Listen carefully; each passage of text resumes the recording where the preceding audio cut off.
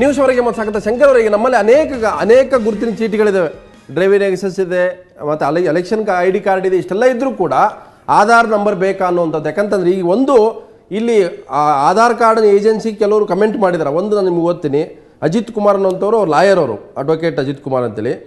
Please do not give your bank details or bank account number. Later Aadhaar department will misuse your details and you will suffer. Please do not give phone number since it will disturb your life and if you have a girl at home then everything is over. ಈ ರೀತಿ ಸುಮಾರು ಕಮೆಂಟ್ಗಳು ಬಂದಿದ್ದಾವೆ sir. ಈ ಥರ ಎಲ್ಲ ಯೋಜನೆಗಳ ವಿಚಾರದಲ್ಲೂ ಕಂಪ್ಲೇಂಟ್ಗಳು ಬರ್ತಾ ಇರ್ತವೆ. ತಪ್ಪುಗಳನ್ನ ಎಲ್ಲದರಲ್ಲೂ ಹುಡುಕಕ್ಕೆ ಸಾಧ್ಯನೇ ಇದೆ, ಅದು ಇಲ್ಲ ಅಂತ ನಾನು ಹೇಳೋದಿಲ್ಲ. ಇಲ್ಲಿ ಆ್ಯಕ್ಟ್ ಆಫ್ ಪಾರ್ಲಿಮೆಂಟು ಮತ್ತು ಎಕ್ಸಿಕ್ಯೂಟಿವ್ ಆರ್ಡರ್ ಬಗ್ಗೆ ಸುಮಾರು ಚರ್ಚೆ ಎಲ್ಲ ಮಾಡಿದರು. ಫಸ್ಟ್ ಆ್ಯಕ್ಟ್ ಆಫ್ ಪಾರ್ಲಿಮೆಂಟ್ ಮಾಡಬೇಕು ಅಂತ ಹೇಳೋಂಥ ಸಂದರ್ಭದಲ್ಲಿ ಇದನ್ನು ಕಡ್ಡಾಯ ಮಾಡಬೇಕು ಅಂತಕ್ಕಂಥ ಯೋಜನೆ ಇತ್ತು. ಕಡ್ಡಾಯ ಮಾಡಿ ಇದು ಒಂದೇ ID ಕಾರ್ಡು ಅಂತೇಳಿ ಪ್ರಶ್ನೆ ಇದ್ದಂಥ ಸಂದರ್ಭದಲ್ಲಿ ಬೇರೆ ಯಾವ ID ಕಾರ್ಡು ಬೇಕಾಗಿಲ್ಲ ಅಂತಕ್ಕಂಥ ಸಂದರ್ಭದಲ್ಲಿ ಪಾರ್ಲಿಮೆಂಟ್ನ ಆ್ಯಕ್ಟ್ ಆಗಿ ಇದೇ ಒಂದು ಅಂತೇಳಿ ಈ ದೇಶದಲ್ಲಿ ID ಇದು ಒಂದೇ ಅಂತಕ್ಕಂಥ ಪ್ರಶ್ನೆ ಇದ್ದಂಥ ಸಂದರ್ಭದಲ್ಲಿ ಅದು ಡ್ರಾಫ್ಟ್ ಲೆಜಿಸ್ಲೇಷನ್ ಬಂದಿದ್ದು ಹೌದು, ಸೆಲೆಕ್ಟ್ ಕಮಿಟಿಗೆ ಹೋಗಿದ್ದು ಹೌದು, ಅವ್ರು ಅದಾಗೋದಿಲ್ಲ ತಿದ್ದುಪಡಿ ಮಾಡಬೇಕಾಗಿದ್ದು ಎಲ್ಲವೂ ಹೌದು. ಅದಾದ ನಂತರ ಎಕ್ಸಿಕ್ಯೂಟಿವ್ ಆರ್ಡರ್ ಮುಖಾಂತರ ಬಂದಾಗ ಇದು ಆಪ್ಷನಲ್ ಇದ್ದಂಥ ಮಾತ್ರ ಸಾಧ್ಯ. ಯಾವುದನ್ನು ಕೂಡ ಎಕ್ಸಿಕ್ಯೂಟಿವ್ ಆರ್ಡರ್ ಮುಖಾಂತರ ಕಂಪಲ್ಸರಿ ಮಾಡೋಕ್ಕೆ ಸಾಧ್ಯ ಇಲ್ಲ. ಅದನ್ನೇ ಕೇಂದ್ರ ಸರ್ಕಾರ ಸುಪ್ರೀಂ ಕೋರ್ಟಿಗೆ ಹೇಳಿರ್ತಕ್ಕಂಥದ್ದು. ಆಪ್ಷನಲ್ ಅಂತಕ್ಕಂಥದ್ದು ಇದೆ.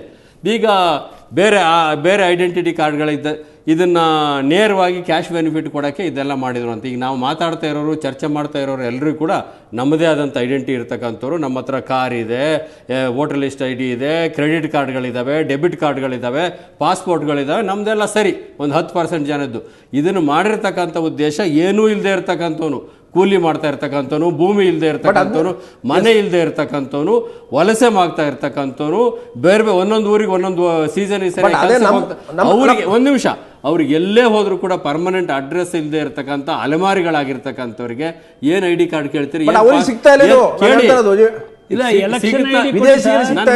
ನಾನು ಮುಗಿಸ್ಬಿಡ್ತೀನಿ.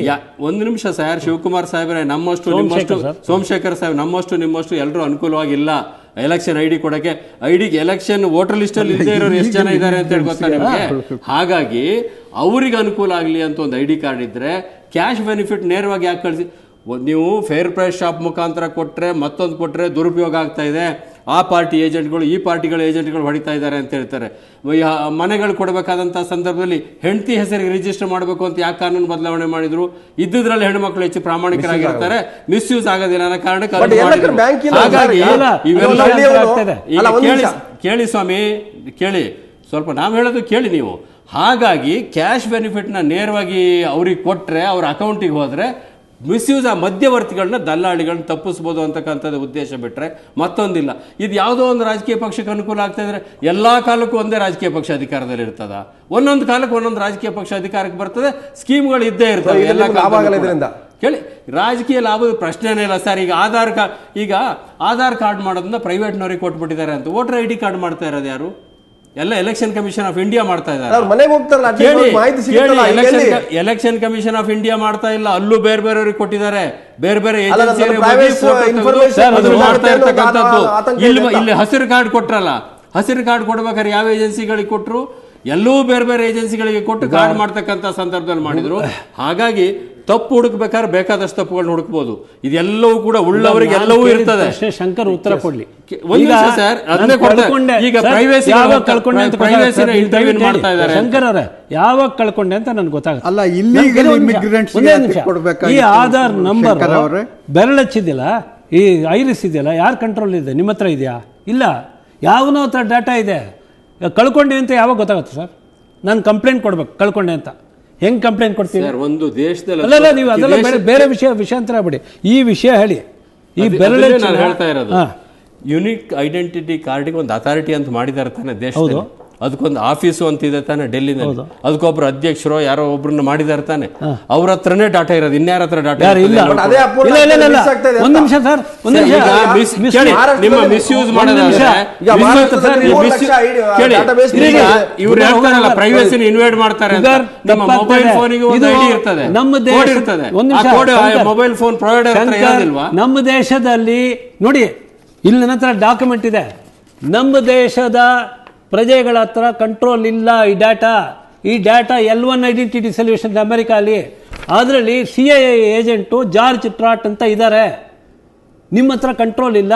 ಈ ಮೂರು ಇದನ್ನ ಕಂಪನಿಗಳು ನೀವು ಕೊಟ್ಟಿದ್ದಾರೆ. CA ಏಜೆಂಟ್ ಯಾರು ಲಿಂಕ್ ಮೂರು ಕಂಪನಿ ಮಾಡಿದ್ರೆ, ಕೊಟ್ಟಿದ್ದಾರೆ? KGP ಸುಮ್ಮನೆ ಲಿಂಕ್ ಮಾತಾಡ್ತಿರಲ್ಲ ಮಾಡಿದ್ರೆ, ಸರ್. ಅಥವಾ ಸುಮ್ಮನೆ ಇನ್ನೊಂದು ಮೂರು ಜನ ಪಾಕಿಸ್ತಾನದ ಕಂಪನಿ ಏಜೆನ್ಸಿ ಕೊಟ್ಟಿದ್ದಾರೆ, ಲಿಂಕ್ ಮಾಡಿದ್ರೆ, ಮೂರು ಕಂಪನಿ ಇವ್ಕೆ- ಕಾಂಟ್ರಾಕ್ಟ್ ಈ multinational ಕಂಪನಿಗಳಿಗೆಲ್ಲ ಫ್ಲಾಶ್ ನೀವು ಮಾಡಬೇಕು. ಒಳ್ಳೆ ಮೂರು ಕಂಪನಿ ಕಾಂಟ್ರಾಕ್ಟ್ ಕೊಟ್ಟಿದ್ದಾರೆ. ಪುಟ್ಟಸ್ವಾಮಿ ಅವರೇ, UID-ನವರು ಅವ್ರು ಹೇಳ್ತಾರೆ ಫಾರಿನ್ ಕಂಪನಿ ಗೊತ್ತಿಲ್ಲ ಒಂದ್ ನಿಮಿಷ ಪುಟ್ಟಸ್ವಾಮಿ, ನೀವು ಸುಪ್ರೀಂ ಕೋರ್ಟ್ ಹೋಗಿರ್ತಕ್ಕಂಥದ್ದು ಈ ID ನಂಬರ್ ಮಿಸ್ಯೂಸ್ ಆಗ್ತಾ ಇದೆಯನ್ನೋ ಕಾರಣಕ್ಕನ, ಅಥವಾ ID ನಂಬರ್ ಇಂದ ಸವಲತ್ತುಗಳು ಮಿಸ್ಯೂಸ್ ಆಗ್ತಾ ಇದೆ ಅನ್ನೋ ಕಾರಣಕ್ಕನ, ಅಥವಾ ನಿಜಕ್ಕೂ ಕೂಡ ಯಾರು ಪಡ್ಕೊಳ್ಬೇಕಾಗಿದೆ ಅವ್ರಿಗೆ ಸಿಗ್ತಾ ಇಲ್ಲ ಅನ್ನೋ ಕಾರಣಕ್ಕನ ಇಲ್ಲಿ ಅನೇಕ ರೀತಿಯ ಕಾಂಟ್ರಾಡಿಕ್ಷನ್ಸ್ ಇದೆ ಅಂತ? ಅಲ್ಲ, ಅದಕ್ಕೋಸ್ಕರನೇ ನಾವು ರಿಟ್ ಪಿಟಿಷನ್ ಹಾಕಿದ್ದು, PL ರಿಟ್ ಪಿಟಿಷನ್ ಹಾಕಿದ್ದು ನಾನು. ಅದು ಅಡ್ಮಿಷನ್ ಆಗಿ ಆಮೇಲೆ ನೋಟಿಸ್ ಕೊಟ್ಟು ಈ ಲಾಸ್ಟ್ ಟೈಮ್ ಹಿಯರಿಂಗ್ ಬಂದಾಗ additional solicitor general Nageshwara Rao ಅನ್ನೋರು ಅವರು ಬೊಂಬಾಯಿನಲ್ಲಿ ಮತ್ತು ಮಡ್ರಾಸ್ ಹೈಕೋರ್ಟ್ನಲ್ಲಿ ಕೇಸುಗಳಿದೆ, ಅದನ್ನು ತಂದು ಇದು ಮಾಡಿ ಅಂದರು. ನಮಗೆ ಗೊತ್ತಿರಲಿಲ್ಲ, ನನಗೆ ಬಟ್ ಗೊತ್ತಿರಲಿಲ್ಲ. ಸುಪ್ರೀಂ ಕೋರ್ಟ್ ಒಂದು ಸ್ಪಷ್ಟವಾಗಿ ಹೇಳಿದೆ, ಆಧಾರ್ ಕಾರ್ಡ್ ಇಲ್ಲ ಎಂಬ ನೆಪ ಹೇಳಿ ಫಲಾನುಭವಿಗಳಿಗೆ ಮತ್ತು ನಾಗರಿಕರಿಗೆ ಯಾವುದೇ ಸೌಲಭ್ಯ ನಿರಾಕರಿಸುವಂತಿಲ್ಲ, ನನ್ನ ಹತ್ರ ಯಾವುದೇ ದಾಖಲೆ ಇಲ್ಲೋ ಕಾರಣಕ್ಕೆ ನಿರಾಕರಣೆ ಮಾಡಬೇಡಿ ಅಂತ ಹೇಳಿದ್ದಾರೆ. ಉಗಾರ್ ಒಂದು ನಿಮಿಷ, ಪಂಜಾಬ್ ಅಂಡ್ ಹರಿಯಾಣ ಹೈಕೋರ್ಟಲ್ಲಿ ಇದಕ್ಕೆ ಮುಂಚೆ ಒಂದು ಸುತ್ತೋಲೆ ಹೊಡೆಸಿದ್ರು. ಏನು ಅಂತ ಹೇಳಿದ್ರೆ RTOಗೆ UID ಕಂಪಲ್ಸರಿ ಅಂತ. ಇದೇ UID ಅಥಾರಿಟೀಸ್ಗೆ ಚಾಲೆಂಜ್ ಮಾಡಿದ್ರು ಪಂಜಾಬ್ ಆ್ಯಂಡ್ ಹರಿಯಾಣ ಹೈಕೋರ್ಟಲ್ಲಿ.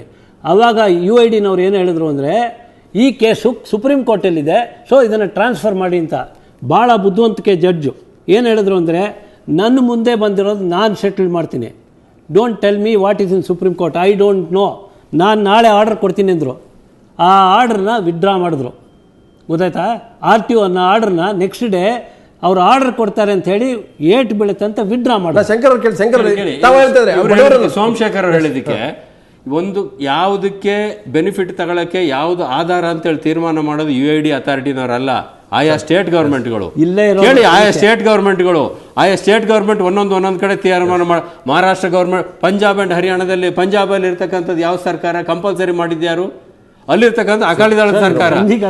ಪಂಜಾಬ್ ಅಲ್ಲ, ಚಂಡೀಗಢ ಅಲ್ಲಿ ಇರ್ತಾರೆ. ಆಯ್ತು, ಅಲ್ಲಿ ಒಂದು ಯಾವ್ದೋ ಚಂಡೀಗಢ ಪಂಜಾಬಿಗೆ ಎರಡಕ್ಕೂ ಸೇರಿದೆ, ಆಯ್ತು ಮಾಡಿದ್ರೆ ಅವ್ರು ಯಾರೊಬ್ರು. ಅದನ್ನ ಕ್ವಶನ್, ಈಗ ನಮ್ಮ ರಾಜ್ಯದಲ್ಲಿ ಯಾವ್ದು ಇರಬೇಕು ಅಂತ ಯಾರು ತೀರ್ಮಾನ ಮಾಡ್ತಾರೆ? ನಮ್ಮ ರಾಜ್ಯ ಸರ್ಕಾರ ಏನ್ ಬೇಕೋ ಅದು ತೀರ್ಮಾನ ಮಾಡ್ತದೆ. ಅದರಲ್ಲೂ 10, 12 ಇದು ಒಂದು ಅಂತ ಹೇಳಿದಾಗ ಇವರೇ ಮಾಡ್ತಾರೆ. UID ಮಹಾರಾಷ್ಟ್ರ ಸರ್ಕಾರ ಮಾಡ್ರೆ ಸರಿ ಇಲ್ಲ ಅಂತ ಸರಿ ಇಲ್ಲ, ಬೇರೆ ಇದ್ರಲ್ಲಿ ಉದ್ದೇಶ ಹೂಗಾರ್ ಅವರೇ, ನೀವು ಏನು ಲೆಕ್ಕ ಹಾಕಬೇಕು ಅಂದ್ರೆ, ಯಾರಿಗೆ ಈ ದೇಶದಲ್ಲಿ ಸಬ್ಸಿಡಿ ಯಾರಿಗೆ ಬೇಕು, ₹1 kg ಅಕ್ಕಿ ಯಾರಿಗೆ ಬೇಕು, ಅವ್ರ ವಿಚಾರದಲ್ಲಿ ಯೋಚನೆ ಮಾಡೋದು ಬಿಟ್ಟು ನಮ್ಮ ಭೂಮಿನ ಯಾರೋ ಹೊಡ್ಕೊಂಡು ಹೋಗ್ಬಿಡ್ತಾರೆ, ನಮ್ಮ ಐಡೆಂಟಿಟಿ CA ಏನೋರು ಇದು ಮಾಡ್ತಾರೆ. ಈ ಕೂಲಿ ಮಾಡೋದು ಯಾವ CIA ಮತ್ತೊಂದು ಯಾವ, ಇದೆಲ್ಲ ನೋಡಿ ಸರ್, ಉಳ್ಳವರದ್ದು ಇದೆಲ್ಲ. ಇದು ಉಳ್ಳವರು, ಚೆನ್ನಾಗಿರೋರು, ಸಮಾಜದಲ್ಲಿ ಬಹಳ ಚೆನ್ನಾಗಿರೋರು, ಎಲ್ಲಾ ಸರ್ಕಾರದ ಬೆನಿಫಿಟ್ ತಗೊಳ್ಳೋರು, ಎಲ್ಲಾ ಕನ್ಸೆಷನ್ ತಗೊಳ್ಳೋರು, ಇನ್ಕಮ್ ಟ್ಯಾಕ್ಸ್ ಕಟ್ಟೋರು, ಇವರೆಲ್ಲ ಈ ತರ ವಾದಗಳು. ಬಡವರ ಬಗ್ಗೆ ಯಾರು ಯೋಚನೆ ಮಾಡೋದು ಬೇಡ ಅಂತ ಹೇಳಿ.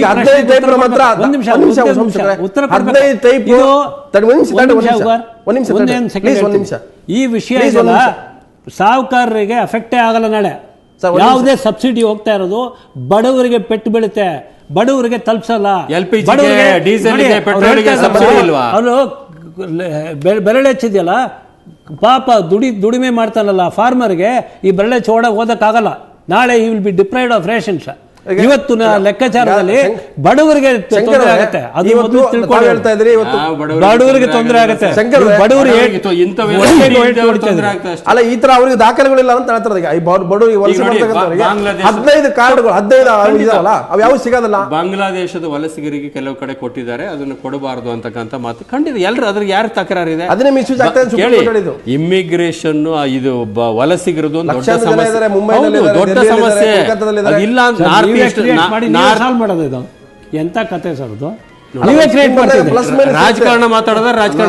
ನೀವೇ ಕ್ರಿಯೇಟ್ ಮಾಡ್ತಿದ್ದೀರಿ. ನಾವೇ ರಾಜಕಾರಣ ಮಾತಾಡೋಣ. ಬಾಂಗ್ಲಾದೇಶದ ಮೇಲೆ ವಾರ್ ಮಾಡಿದ್ದೆ ತಪ್ಪು, ಬಾಂಗ್ಲಾದೇಶ ಲಿಬರೇಟ್ ಮಾಡಿದ್ದೆ ತಪ್ಪು, ಆಗ ಅಲ್ಲಿಂದ ವಲಸಿಗರು ಬಂದಿದ್ದೆ ತಪ್ಪು, ಅವ್ರನ್ನ ವಾಪಸ್ ಕಳಿಸಿ.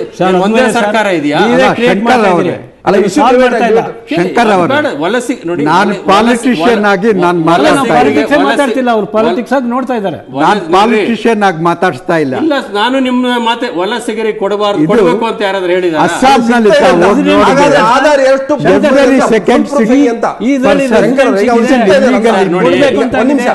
ಅವ್ರಿಗೂ ಕೊಡಬೇಕು Accident ಅಂದ್ರೆ ಅಂತ ಎಂತದ್ದು prove ಇದು? ಮಾಡ್ಬೇಕಲ್ಲ ಸರ್ ಏನ್ ಅವ್ನು. ಪ್ರೂವ್ ಮಾಡೋದು? ಪ್ರೂವ್ ಅದಕ್ಕೆ ಹೇಳಿದ್ದು. ಪ್ರೂಫೇ ಇಲ್ಲ ಅಲ್ಲಿ. ಇಲ್ಲಿಗಲ್ ಇಮಿಗ್ರೆಂಟ್ಸ್ಗೂ ಕೊಡಬೇಕು ಶಂಕರ್ ಅಂತ. ನಿಮಗೆ ನಾನು ನೀವೊಂದು ಸರ್ಕಾರ ಇದು ಇಷ್ಟೊಂದು ಫುಲ್ ಪ್ರೂಫ್ ಅನ್ನೋದಾದ್ರೆ ಹೇಗೆ ಸಿಗ್ತಾ ಇದೆ ಅಂತ ಅವ್ರಿಗೆ ಕಾರ್ಡ್ ಅನ್ನೋದು ಪ್ರಶ್ನೆ. ಈಗ ನಮ್ಮ ಬಡವರಿಗೆ ಸಿಗಬೇಕಲ್ವ ಅದು? ಈಗ ಬಡವರಿಗೆ ನಮ್ಮ ಗುಲ್ಬರ್ಗದಿಂದ ಬರ್ತಕ್ಕಂಥ ಇವತ್ತು 10 ವರ್ಷದಲ್ಲಿ ಕೂಲಿ ಮಾಡ್ಕೊಂಡಿದ್ದಾನೆ, ಅವನ ಹತ್ರ ಯಾವ ಕಾರ್ಡುಗಳು ಇರೋದಿಲ್ಲ. ಯಾವುದೇ ಒಂದು ಕಾರ್ಯಕ್ರಮ, ಯಾವುದೇ ಒಂದು ಕಾನೂನಿನ ಅಡಿಯಲ್ಲೂ ಮೋಸ ಮಾಡಬೇಕು ಅಂತ ತೀರ್ಮಾನ ಮಾಡಿದವನು ಯಾವ ಥರ ಬೇಕಾದರೂ ಮೋಸ ಮಾಡ್ತಾನೆ ಸರ್. ಮೋಸ ಮಾಡಬೇಕು ಅಂತಿರೋನು ಯಾವ ಥರ ಬೇಕಾದ್ರೂ ಮೋಸ ಮಾಡ್ತಾನೆ. ಈಗ ಅಸ್ಸಾಂನಲ್ಲಿ, ನಾರ್ತ್ ಈಸ್ಟ್ ಸ್ಟೇಟ್ಗಳಲ್ಲಿ, ಮುಂಬೈನಲ್ಲಿ ಅನೇಕ ಜನ ಬೇರೆ ದೇಶದವ್ರು ಬಂದು ರೆಸಿಡೆಂಟ್ಸ್ ಅಂತ ಸುಳ್ಳು ಸರ್ಟಿಫಿಕೇಟ್ಗಳು ತಗೊಂಡು ವೋಟರ್ ಲಿಸ್ಟಿಗೆ ಅದಕ್ಕೆ ಸೇರಿರ್ತಕ್ಕಂಥದ್ದು ಇದೆ. ಇಲ್ಲ ಅದಕ್ಕೋಸ್ಕರ ಐಡೆಂಟಿಫೈ ಮಾಡೋಕೆ ಒಂದು ಕಮಿಷನ್ ಇದೆ, ಅವ್ರನ್ನೆಲ್ಲ ಹೊರಗೆ ಹಾಕಬೇಕು ಅಂತೇಳಿ ನಡೀತಾ ಇದೆ. ಪ್ರತಿಯೊಂದು ಕೂಡ ನಡೀತಾ ಇದೆ. ಈಗ ಅದು ಎಲ್ಲೋ ಒಂದು ಕಡೆ ಆಗ್ಲಿಲ್ಲ ಅಂತ ನಮ್ಮ ಪ್ರಶ್ನೆ. ನಮ್ಮ ಅದಕ್ಕೆ ಇನ್ನೊಂದು ಬೇಕಾ ಅಂತ. ಅಲ್ಲ, ಅದಕ್ಕೆ ಈಗ ಆಧಾರ ಎಲ್ಲ ಯಾರು ಈ ದೇಶದ ಪ್ರಜೆ ಯಾರಲ್ಲ ಅನ್ನೋದು UID ನವರು ಪತ್ತೆ ಮಾಡ್ತಾರೆ. ಕೋಟಿ ರೂಪಾಯಿ ಖರ್ಚಾಗ್ತದೆ ಸರ್. ಯಾರು ಕೋಟಿ ರೂಪಾಯಿ ಖರ್ಚಾಗ್ತಾ ಇದೆ ಇದಕ್ಕೆ. ನೋಡಿ, UIDಗೆ ಲಿಮಿಟೆಡ್ ರೆಸ್ಪಾನ್ಸಿಬಿಲಿಟಿ ಇರತಕ್ಕಂಥದ್ದು. ಯಾರು ನಮ್ಗೆ ID ಕಾರ್ಡ್ ಬೇಕು ಅಂತ ಕೇಳ್ತಾರೆ ಅವ್ರಿಗೆ ID ಕಾರ್ಡ್ ಕೊಡ್ತಾರೆ. ಯಾರು ತಗೋಬಹುದು ಅಂತ ಅಂದಾಗ ಯಾರು ಬೇಕು ಅಂತ ಅವ್ರ ಹತ್ರ ಹೋಗ್ತಾರೆ, ಅವ್ರ ದಾಖಲೆಗಳನ್ನು ಕೊಟ್ಟರೆ ಮೈಸೂರಲ್ಲಿ ಅಲ್ಲಲ್ಲ, ಮೈಸೂರಲ್ಲಿ ತಮ್ಗೆ ಗೊತ್ತಿರ್ಬೋದು, ಸ್ಟಿಂಗ್ ಆಪರೇಷನ್ ಮಾಡಿ ಇಲ್ಲಿ ಪಾರಪ್ಪನ ಅಗ್ರಹಾರಲ್ಲಿರುವಂತ ಒಬ್ಬ ಟೆರರಿಸ್ಟ್ ಅಲಿ ಅಂತ ಹೇಳೋದನ್ಗೆ ID ಕಾರ್ಡ್ ಕೊಟ್ಟಿದ್ದಾರೆ. ಯಾರು ಬೇಕಾದ್ರೆ ತಗೋಬಹುದು ಅಂತ ಮೈಸೂರಲ್ಲಿ ಇದೆ.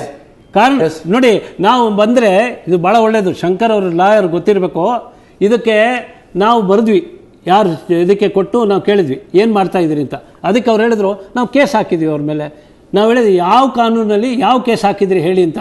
ಇಲ್ಲಿವರೆಗೂ ಡೇಟ್ ಬಂದಿಲ್ಲ. ಯಾಕಂದ್ರೆ ಕಾನೂನು ಪ್ರಕಾರ ತಗೊಳಕ್ಕೆ ಆಗಲ್ಲ. ಏನು ತಗೊಳ್ತೀವಿ? ಕಾನೂನೇ ಇಲ್ಲ ಸರ್. ನಿಮ್ಮ ಈ ಗವರ್ನೆನ್ಸ್ ಸರ್, ನಿಮ್ಮ ಈ ಗವರ್ನೆನ್ಸ್ ಸೆಕ್ರೆಟರಿ ಕೊಟ್ಟಿದ್ದಾರೆ. ಪಾರ್ಲಿಮೆಂಟ್ ರಿಜೆಕ್ಟ್ ಮಾಡಿದ್ಮೇಲೆ ಇನ್ನೊಂದು ಬಿಲ್ ತರಬೇಕು. ಕೇಳಿ, ಅದು ನಾನು ಆಗ್ಲೇ ಹೇಳಿದೆ, ಅದು ಕಂಪಲ್ಸರಿ ಇದ್ದಂತ ಸಂದರ್ಭದಲ್ಲಿ ಖಂಡಿತವಾಗಿ ಬೇಕು. ಇದು ಒಂದೇ ID ಕಾರ್ಡ್ ದೇಶಕ್ಕೆಲ್ಲ ಅಂತ ಹೇಳಿದಾಗ ಇದು ಬೇಕು. ಯಾವ ಕಾನೂನು ಬೇಕು ಸರ್? ದೇಶದಲ್ಲಿ ಸಮಸ್ಯೆಗಳಿದೆ, ಆರ್ಥಿಕ ಸಮಸ್ಯೆ ಇದೆ. ಇನ್ನು ತಲೆ ಮೇಲೆ ಹಾಕೊಂಡು ಇದನ್ನ ಸಾಲ್ವ್ ಮಾಡೋದಂತೆ. ದಲ್ಲಾಳಿಗಳದ್ದು ಒಂದು ಸಮಸ್ಯೆ ಇದೆ. ದಲ್ಲಾಳಿಗಳ ಸಮಸ್ಯೆ ನಿವಾರಣೆ ಮಾಡಕ್ಕೆ ಬಂದಿರೋದು. ನೀವು ದಲ್ಲಾಳಿಗಳನ್ನ 209 ದಲ್ಲಾಳಿಗಳನ್ನ ಅಪಾಯಿಂಟ್ ಮಾಡಿದ್ರಿ. IT ಗೊತ್ತೇ ಇಲ್ಲ ಅವ್ರಿಗೆ ಅಪಾಯಿಂಟ್ ಮಾಡಿದ್ರಿ. ಸರ್, ರಿಜಿಸ್ಟರ್ ಆಗಿ ಅಪಾಯಿಂಟ್ ಮಾಡಿದಿರಿ 209 ಜನ.